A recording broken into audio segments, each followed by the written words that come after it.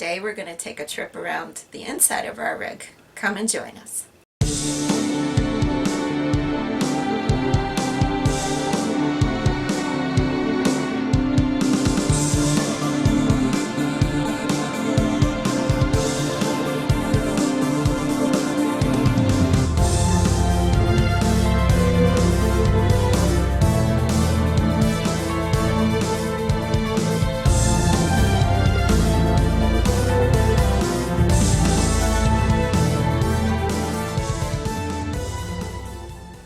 There are a lot of videos out there on YouTube that talk about how to pack your large travel trailer or your fifth wheel, and how we do storage, and how we manage everything in the trailer.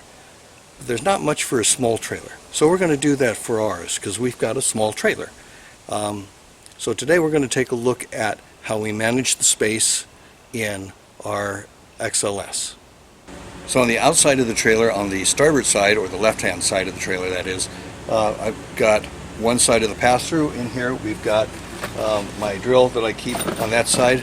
We've also got the water connections in here, and a switch that flips it from city water to fill our freshwater tank. Got a little shower spigot here that produces hot and cold water. And the hose will actually pass up through the bottom here. I really appreciate that.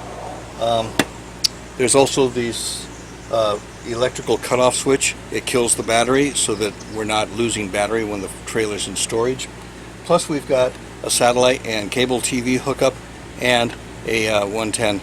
This here's my poop zone bucket. It's where I keep my gloves and the shoes and other things that I need to use while I'm doing the sanitation pipes, although the pipes are actually kept in the bed of the truck. Behind that I have my two bins. This is the water hose and connections and the filter, and then this is the electrical. And these just roll right out so that I can get to them very easily. There is a lot of room in this pass-through storage area. On the starboard side is where I keep all my other handy tools. This is for the tire chocks and screwdrivers, and my grease for the ball, and oh, this is very, very important, off. For the mosquitoes. We keep the dog stuff in here, and I keep my leveling rod in here too. We keep the Anderson leveling blocks in here, along with the Legos and the chocks. Well, the other things we got were a couple of packs of these Lego type blocks. They're gigantic blocks that you put underneath your tongue jack and your stabilizers. Helps in the event that the place where you're going is kind of muddy and soft. You put those down, that way you're not sinking your tongue jack into the mud. Plus on the driveway it helps me to give it enough lift so I can actually get the trailer level. Up front we have the tongue jack, which is an electric tongue jack. That way I don't have to crank it, but if I did need to, I could hand crank it down should this fail. Right behind that we have the propane tanks. The propane tanks come with this nice little cover. The one thing you do want to remember about that is this flap, that it faces backwards. The opening faces backwards. That way when you're driving down the road, the wind doesn't catch it and blow it open and you end up losing it. It just flips down, and then these clips clip right over the top of it. I do have the two 20-pound tanks in here and a control valve so I can only run one at a time. I can run both, but I prefer just to run one, and when that's empty I switch it over to the other one and then refill the one that's empty. And we have the one acid lead battery. We'd like to get a second one though. Now the slide is electric. It's a Schwinn-Tech motors, which means there's a motor on either side with track on the sides of the extension, and the motors drive the extension in and out. However, if we were to lose power or the motors fail for some reason, I can crank it manually. I have a little access port right down here. This here, of course, is where we empty our sanitary tanks. We have my two valves. I have the black tank valve, which you pull first, and then you have the gray tank valve, which you pull second. And this is the black tank rinse. You just hook up your hose there. I have a special hose separate from my other one for flushing the black tank, and I just turn that on and it sprays and sprays around and washes out the black tank. And I do that until everything runs clear. These other two hoses in the back here are for the freshwater tank drain and the hot water heater drain. Of course, in the back of the trailer we have the LED brake lights. and we have the shore power connection. There are a couple of vents in the back here. This bottom one is for our furnace, and then this one over here is for the water heater. And then right here we have the vents for the refrigerator and the freezer. That right there is where the Furrion backup camera is mounted. The other thing is it has these nice drains where the water runs off into the gutter and then off through the sides here. Right here next to the access door we have the freshwater fill tank. This is not the same as connecting as a connection. It's just you can put your hose in there and fill the tank, or you could take a big 5-gallon jug, put some water into your freshwater tank that way. It's not for a permanent connection. This here is for satellite TV, or a TV connection if you want to bring a TV outside and use it. And of course we have power for that as well. And right here near the back is another little connection, quick disconnect connection for a water hose in case you need to wash the mud off the dogs. That there's the vent for over the stove, and then of course we have our 2 outdoor speakers. I know that Wade has shown you around the outside, so I'm going to show you around the inside.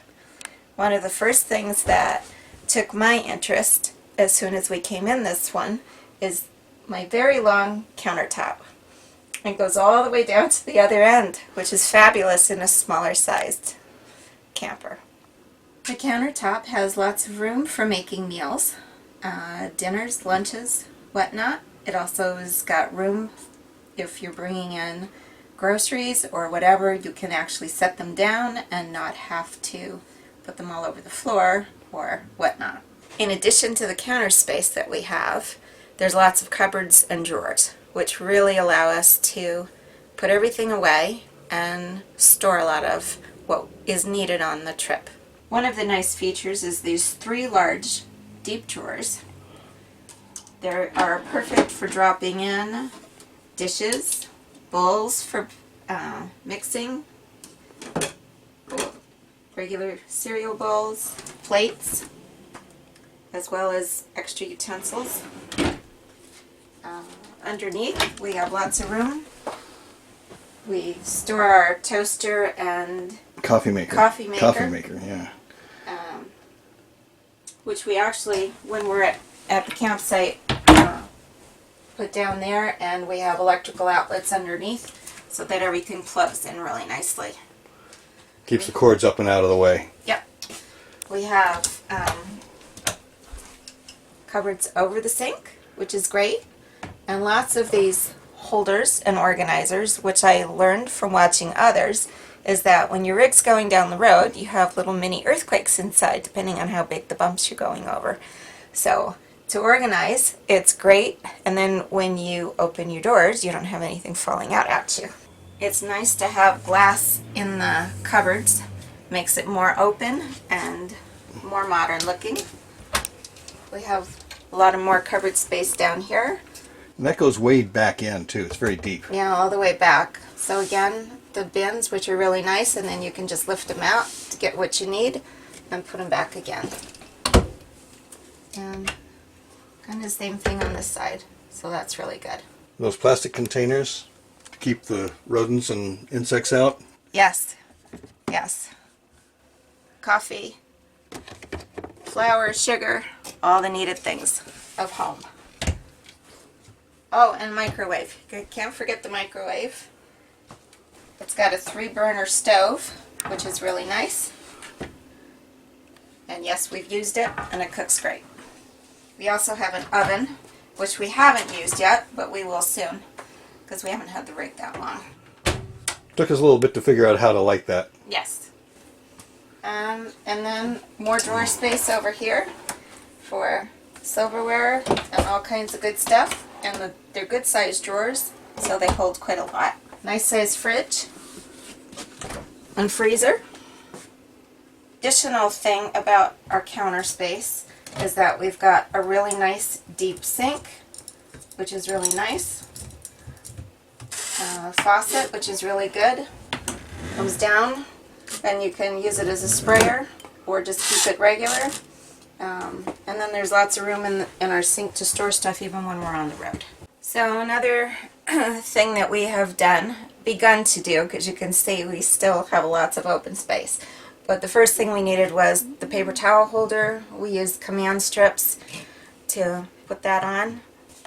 We've got another hook up here so that we can hang light jackets or hoodies. We put a couple more command strips over here. This is for the dog leashes, and then hats up here.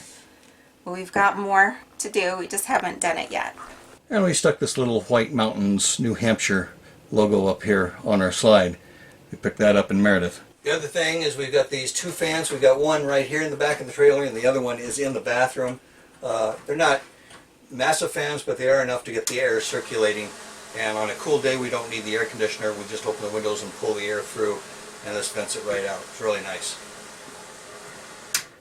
That's what was running the other night while I was trying to do my video in here. Temperature controller, heat and air conditioning. Air conditioning is in the roof, and it is ducted as well. So that's the intake, and then we have the vents here that'll blow out throughout the trailer. All the heating is ducted on the sides of the trailer, not on the floor, which makes it really nice so we're not sweeping dirt into the ducts. And it comes with a CO2 warning device. This here is our fuse box. And so everything on the fuse side is on 12 volt, and then shore power are all these circuit breakers here. And it's got a little cooling fan for that. And it just pops shut like that. I'm standing in the shower so that I get a better shot of her. So next is our bathroom. We really liked this model, being that it's a nice size bathroom for the size of the rig. It's got everything we need in it, and it still has more storage. Oh, it also has a metal sink rather than plastic sink, so that's really important. This is our cabinet and towel space. We've got additional drawer space under here and under the sink, which is really nice. One of our favorite things is this slide. It has two recliners with a space in the middle, and this piece comes down and has cup holders in it, so that works really nice. There's also cup holders on either side here with a light in them, or if you want to have the seat warmed, which is really nice. Or vibrated. Or, yes. Which the grandkids love. Yes.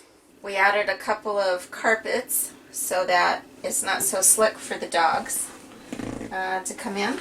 That, and we don't hear their claws on the floor all night long. Okay. So as we head really towards the front of the rig, we have yet an additional seating for the couch. So really we can fit up to 6 people in here seated, which is good. There's also a table that connects down here if we want a table, but we're not crazy about tables, so the recliners work really great for us. There's also a TV that comes out and swivels, so we can either bring it out to watch here, or we can swivel it if we're in bed. Cupboards on either side of the couch where we keep things in. These are pretty deep actually, which is really nice. We've got 2 more drawers here and a nice closet area where you can hang stuff up, and it goes all the way to the front, which is really good. And then we have our Murphy bed, which is really easy to pull out because all you have to do is this couch lays flat, the bed comes down, there's no legs to stick into the floor. It's really simple. Of course, every camping trip you get tons of garbage, at least every day, that you have to take out. So we got a nice little narrow trash can that we put right against that wall there.